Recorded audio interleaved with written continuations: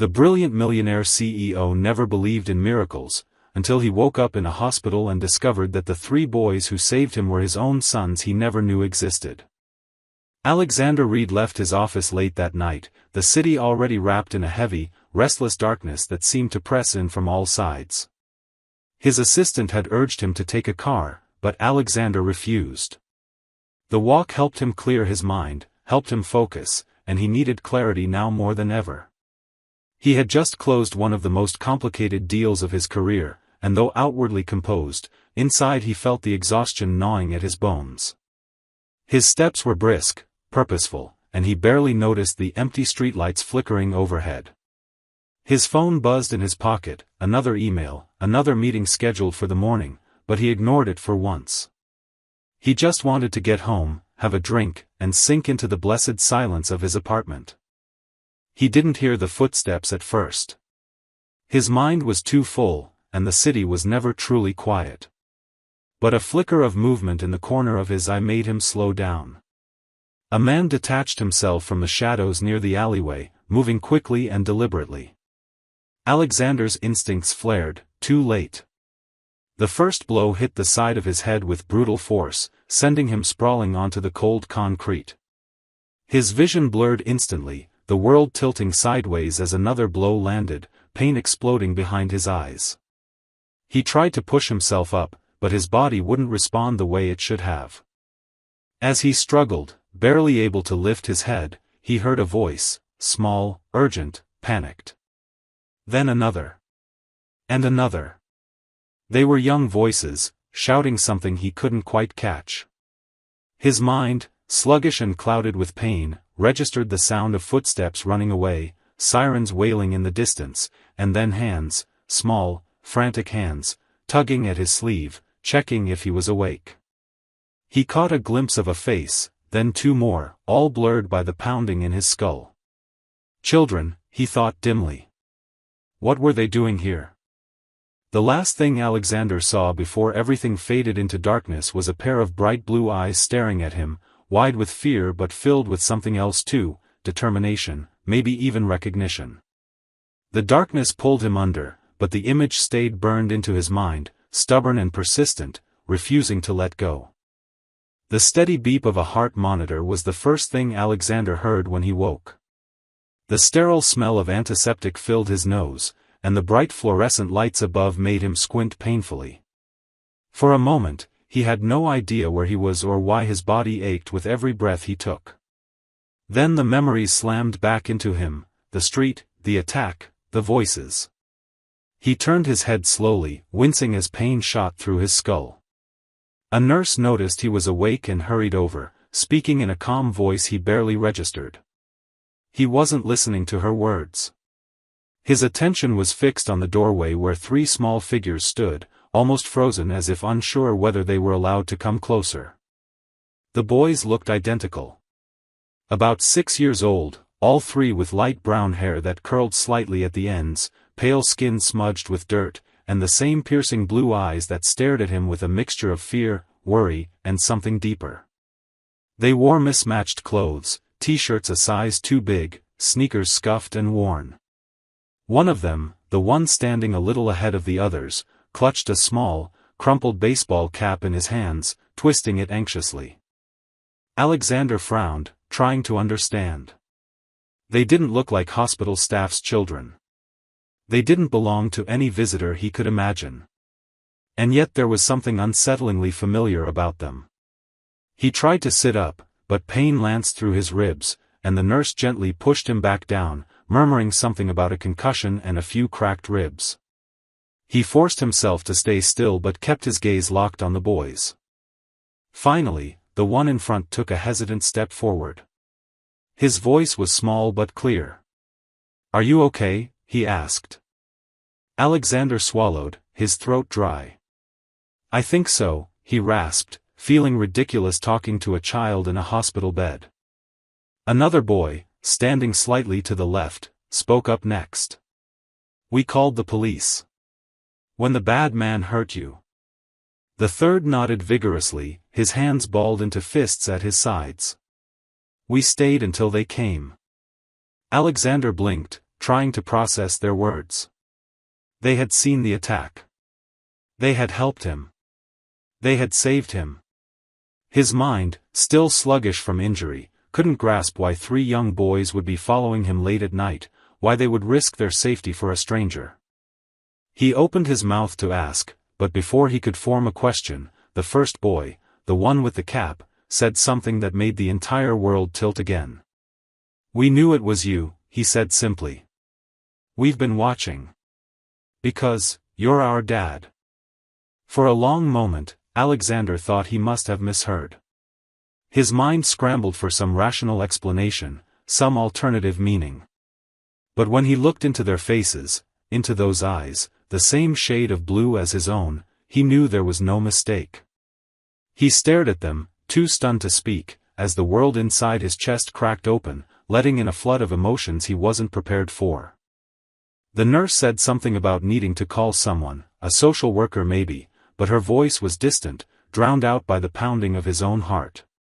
He lay there, staring at these 3 small, trembling boys, feeling his carefully constructed life beginning to collapse under the weight of a truth he had never imagined existed.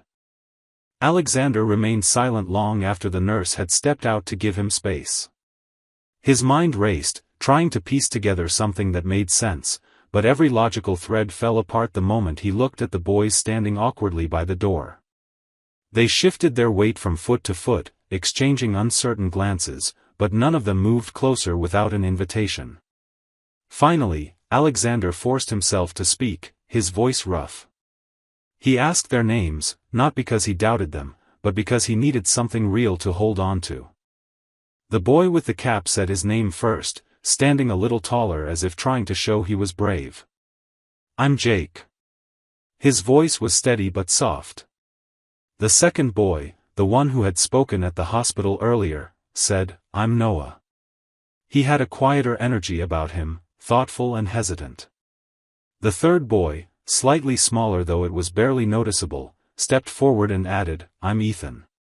His voice trembled just a little, but he lifted his chin like he was daring Alexander to argue.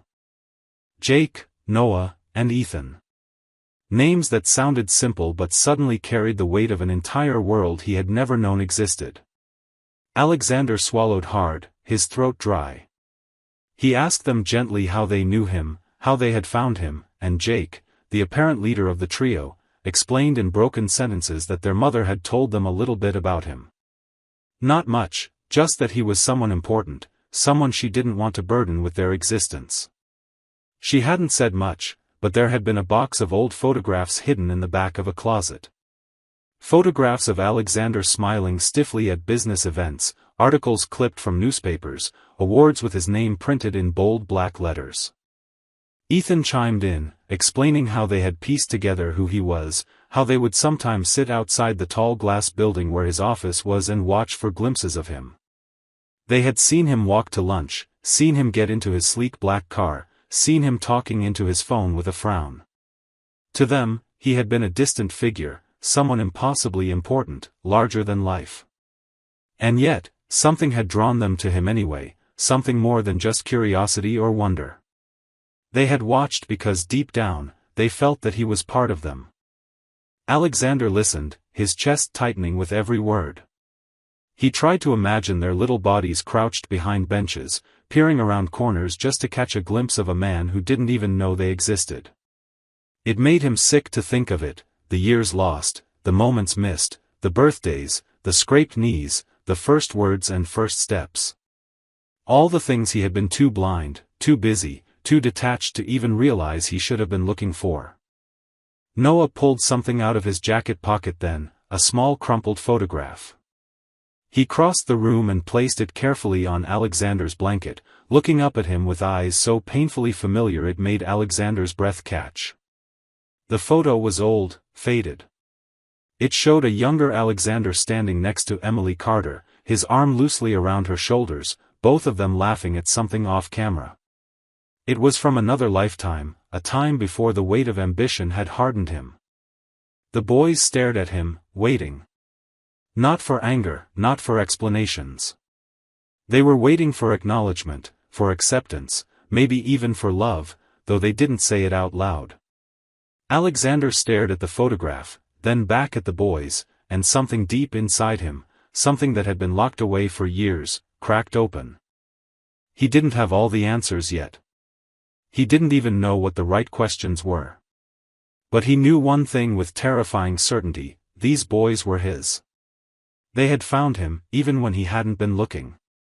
They had saved him, first from a man in the street, and now, from the loneliness he hadn't even realized was devouring him from the inside. And he would not walk away from them. Not now. Not ever. The next morning, Alexander was discharged from the hospital with strict instructions to rest, which he immediately ignored. His body ached with every step, but he needed answers more urgently than he needed comfort. He arranged for a driver and, after ensuring the boys were safely staying at a nearby social services center temporarily, he set out to find Emily Carter. He hadn't spoken to her in years. After their sudden breakup, she had disappeared so completely from his life that it almost felt like she had never existed at all, save for the occasional memory he allowed himself late at night when loneliness crept in. But now everything was different. He had 3 sons. Sons he had never known. Sons who had risked themselves to save him without hesitation. He couldn't ignore that, no matter how complicated it made his world. It didn't take long to track her down. Money bought speed, and within hours, he had an address, a modest townhouse in a quiet, worn neighborhood on the outskirts of the city. He stood on the sidewalk for several minutes, staring up at the narrow building, wondering what he was supposed to say to the woman who had hidden his children from him. Finally, he forced himself to move. When he knocked, there was a long pause before the door creaked open. Emily stood there, framed by the doorway, looking almost exactly as he remembered and yet utterly changed.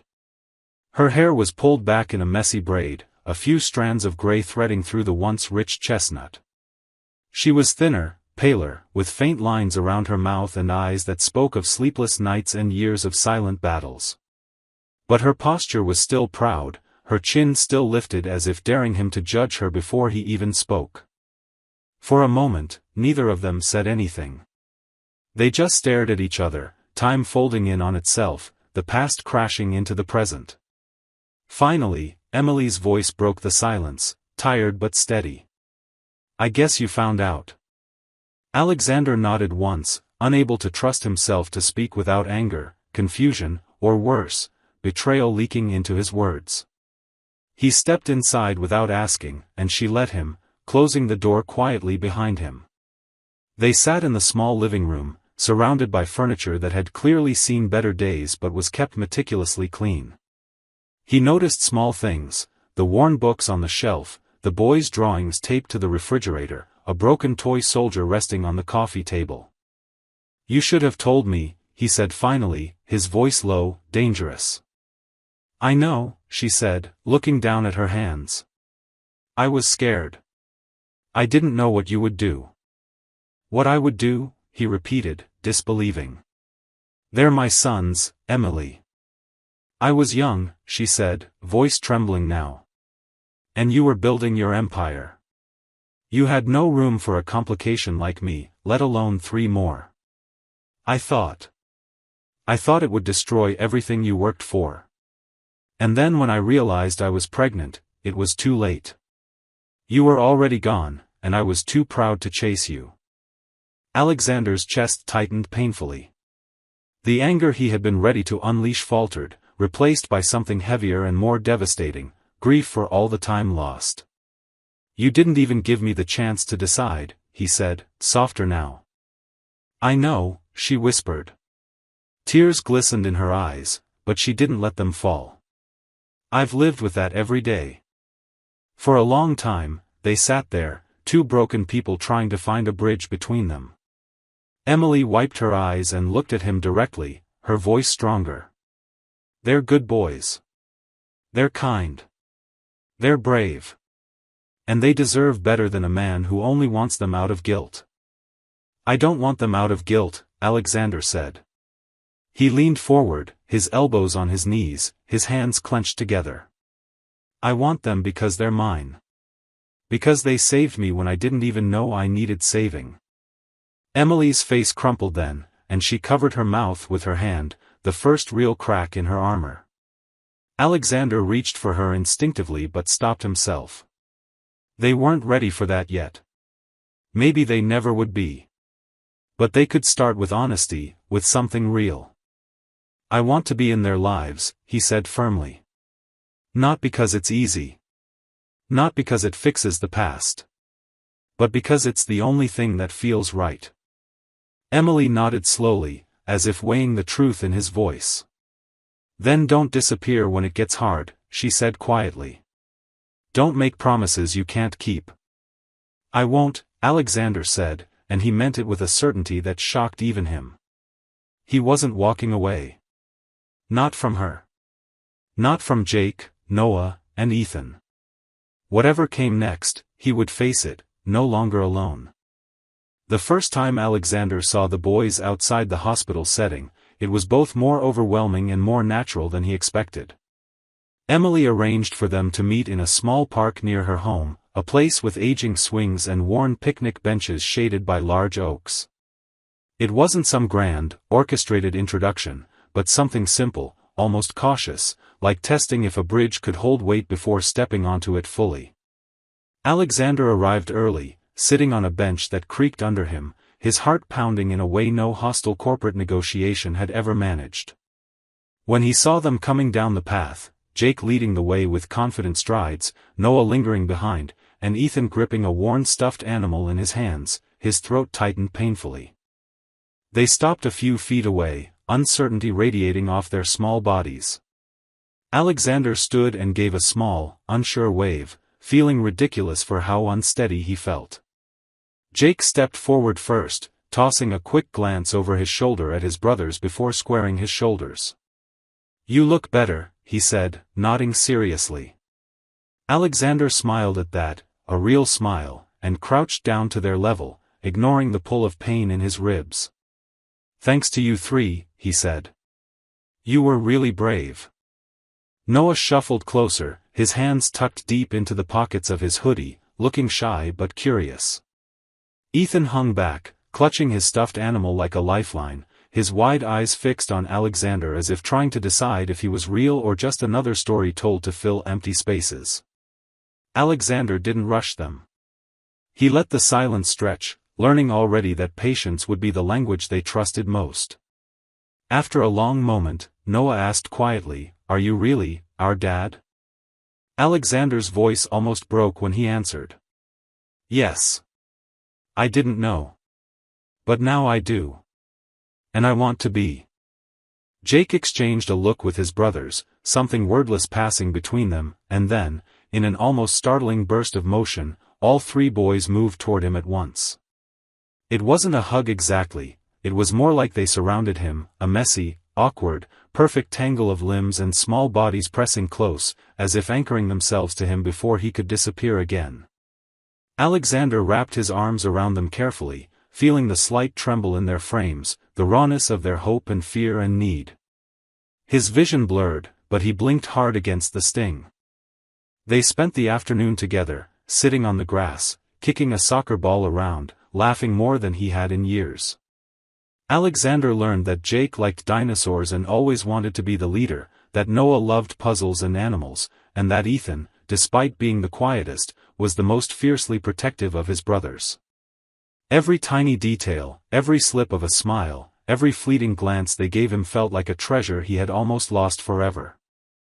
Emily watched from a distance, sitting on another bench, her posture tense at first but slowly relaxing as the minutes stretched into hours.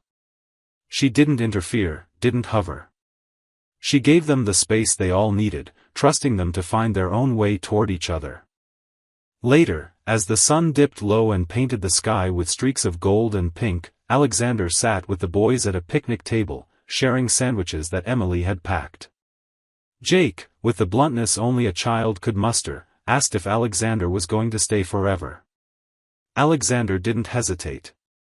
I'm not going anywhere, he said simply. No matter what. It wasn't a perfect afternoon. There were awkward pauses and small moments of sadness when the reality of everything they had missed hovered too close. But there was laughter too, and the kind of quiet peace that comes only when something broken begins to mend. That night, driving home alone, Alexander couldn't stop replaying every detail in his mind, the sound of their voices, the weight of their small bodies against his, the way Ethan had slipped his tiny hand into his without a word. He knew the road ahead wouldn't be easy. There would be anger, confusion, moments of fear. But there would also be love, real and fierce and undeniable. For the first time in his life, Alexander Reed wasn't afraid of building something he couldn't control. He was ready to fight for it, to stay for it, to become someone worthy of the miracle he had been given. The days that followed were some of the most challenging and transformative of Alexander's life. Integrating himself into the boys' world was not something that could happen overnight, no matter how much he wanted it to. Jake, with his boldness, tested Alexander constantly, pushing limits, demanding attention in ways that sometimes left Alexander feeling unprepared and raw. Noah was quieter but wary, often watching from the sidelines as if waiting to see if Alexander would lose patience and walk away like some half-remembered nightmare. Ethan clung closest, not speaking much but always staying within arm's reach, needing silent reassurances that Alexander wasn't just another temporary visitor in their chaotic young lives. Alexander had to learn everything from scratch. He learned that Jake hated broccoli with a passion and would try to hide it under napkins when no one was looking. He learned that Noah liked to read aloud but only if he could sit curled up in the corner of the couch, hidden behind pillows. He learned that Ethan had nightmares sometimes and that the only thing that calmed him was a soft, steady voice telling him he was safe. Alexander stumbled and made mistakes. He bought the wrong brand of cereal. He struggled to figure out how to braid a shoelace properly when Noah's came undone. He lost his patience once when Jake dared him to a race and then accused him of letting him win. He felt completely, utterly out of his depth. But he also learned that the boys forgave quickly, that a real apology mattered more to them than grand gestures. He learned that they were desperately eager to trust but scared to do it too fast. He learned that showing up every day, even in the small ways, mattered more than any promises spoken out loud. Emily watched all of it happen with a kind of cautious hope. She saw the way Alexander fought for their trust not through gifts or bribes, but by being present, by listening, by admitting when he didn't know something instead of pretending to have all the answers. He took them to school when he could, attended their tiny soccer games, sat in folding chairs surrounded by other parents who had no idea who he was outside of being Jake, Noah, and Ethan's dad. One afternoon after school, as they walked home crunching through piles of golden autumn leaves, Jake suddenly turned and asked, "Are you going to live with us now?" The question was so casual, so simply stated, that for a moment Alexander couldn't find his voice. He crouched down so he was eye level with them and said, "If you'll have me." Noah looked up at him, his blue eyes serious and older than they should have been for a boy of 6, and he said, "We already did." That night, Alexander sat with Emily in her small living room after the boys had fallen asleep, exhausted from chasing each other around the yard. They sat without speaking at first, sipping tea and listening to the creaks of the old house settling around them. Finally, Emily asked, "Are you sure you want all of this? It's not going to be easy." Alexander set down his mug and looked her directly in the eyes. "I've never been more sure of anything," he said. And he meant it. Every late night, every moment of doubt, every ache in his ribs from laughing too hard at something silly the boys said, it all mattered. It all built something stronger than anything he had built with contracts or stock prices. They weren't a picture-perfect family. They had scars, old wounds, fears that would take time to heal. But for the first time in years, Alexander felt like he belonged somewhere. Not because of his title, not because of his wealth, but because 3 small boys had decided he was worth saving. Because Emily, despite everything, was willing to let him try. It wasn't about being perfect. It was about being present. And Alexander, a man who had once thought love was a weakness, now knew that being loved and loving in return was the greatest strength he had ever discovered. Thanksgiving came faster than Alexander expected, bringing with it a mixture of excitement and anxiety he hadn't felt since his earliest childhood memories. Emily suggested hosting a small dinner at her house, keeping things simple for the boys, who had never experienced a real holiday celebration with a full family. Alexander immediately offered to help, even though he had no idea what helping truly meant when it came to preparing a holiday meal. He was used to catered boardroom luncheons and high-end restaurant reservations, not peeling potatoes at a kitchen table while 3 energetic 6-year-olds ran circles around him. But he loved every chaotic second of it. The boys were giddy with excitement from the moment they woke up, buzzing around the house with a kind of innocent joy that was contagious. Jake insisted on helping with the stuffing, although more of it ended up on the counter than in the dish. Noah took charge of decorating, crafting small paper turkeys and scattering them across the dining room like confetti. Ethan, always the observer, quietly stayed close to Alexander's side, handing him ingredients and giving solemn nods of approval as they worked.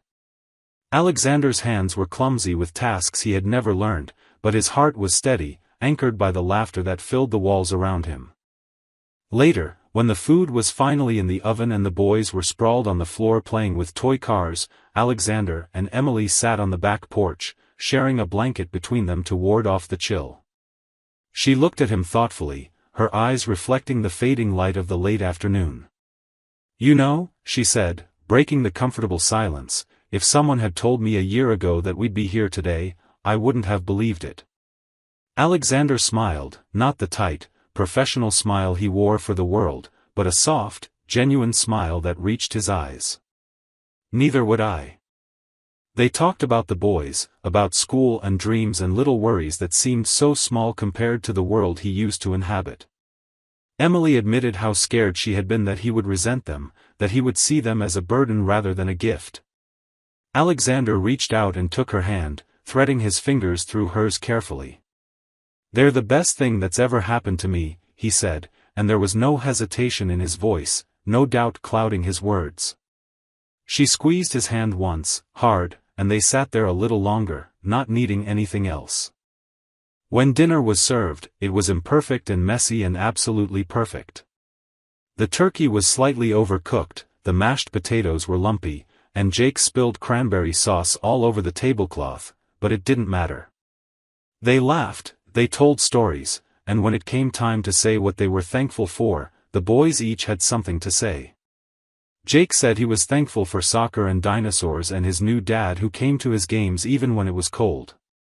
Noah said he was thankful for books and for people who didn't leave. Ethan, his voice barely a whisper, said he was thankful for family and looked directly at Alexander when he said it.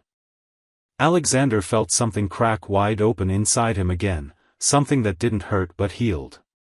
He cleared his throat, blinking fast against the sudden burning in his eyes, and when it was his turn to speak, he said simply, "I'm thankful for second chances." Emily smiled at him across the table, a small, tearful smile that held so much more than words could ever say. That night, after the boys had collapsed into their beds, exhausted and happy, Alexander helped Emily wash dishes in the quiet kitchen. She bumped her shoulder into his and laughed when he nearly dropped a plate. It was such a small, ordinary moment, but it was everything he had never realized he needed. Later, when he tucked the boys in, he knelt beside each bed, smoothing blankets, brushing hair back from sleepy foreheads.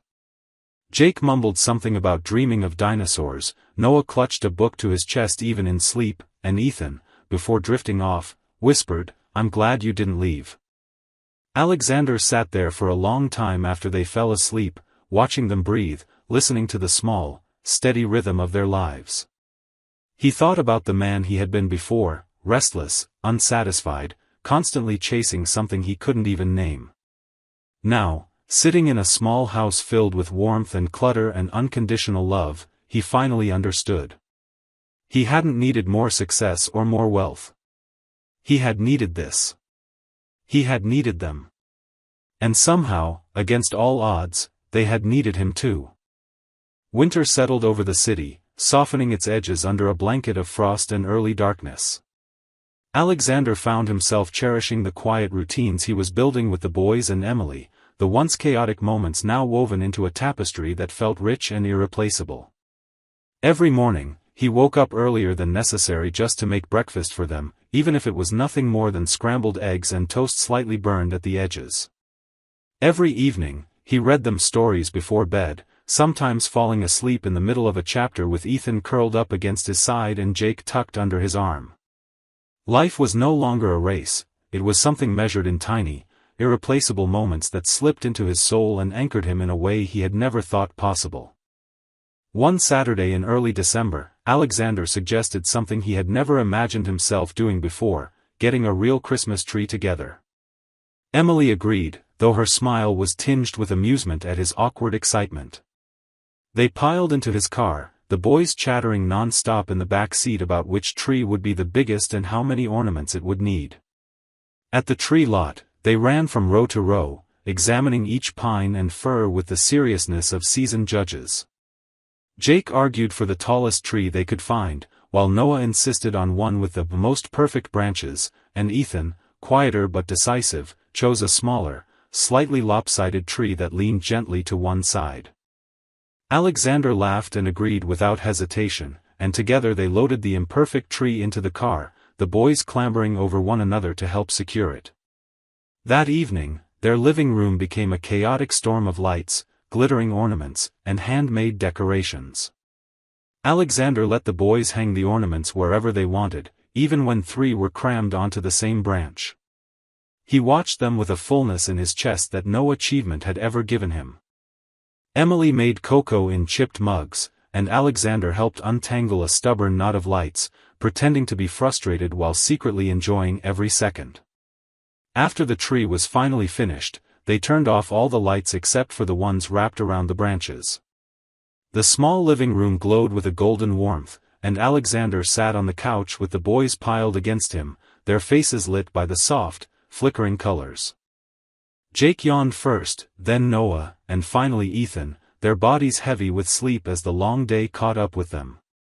Alexander carried each boy to bed carefully, marveling at how natural it had become to know the way their heads would tuck against his shoulder, the way their breaths would even out once they felt safe. Later that night, as snow began to fall outside the window, Emily and Alexander sat together in the living room, the tree lights still blinking softly. She looked at him over the rim of her mug and said, "You know they think the world of you." Alexander shook his head lightly, humbled in a way he could never have predicted. "They saved me," he said. "I'm just trying to catch up." Emily smiled, a real smile, filled with forgiveness, hope, and a little sadness for the time they had lost. She reached out and placed her hand over his. "You're here now," she whispered. "That's what matters."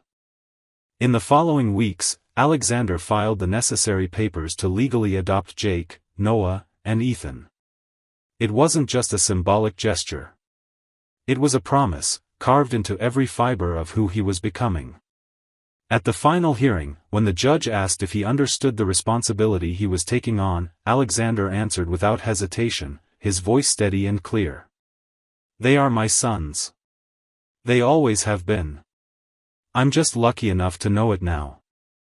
As they left the courthouse, the boys bounced around him, clutching his hands, laughing and shouting that they were officially official now. Emily stood a little apart, watching with tears in her eyes, her heart visibly stitched back together by the love she had once feared might never find them. That night, back home, Alexander tucked them into bed, kissed their foreheads, and whispered that he loved them, words he once thought he would never be able to say with such ease. When he finally sat down beside Emily, the house quiet around them, he felt something settle deep in his chest. Not the restless ambition that had once driven him, not the hollow victories he had chased for so long, but something heavier, richer, and infinitely more real. He was no longer the man who rushed through life looking for meaning in numbers and power. He was the man who had found it in 3 small boys with wide blue eyes, a woman who had forgiven his absence, and a home filled with laughter and hope. He didn't need a perfect life. He didn't need control. He needed exactly what he had: messy, unpredictable, beautiful love. And for the first time in his life, Alexander Reed understood what it meant to be truly, irreversibly whole.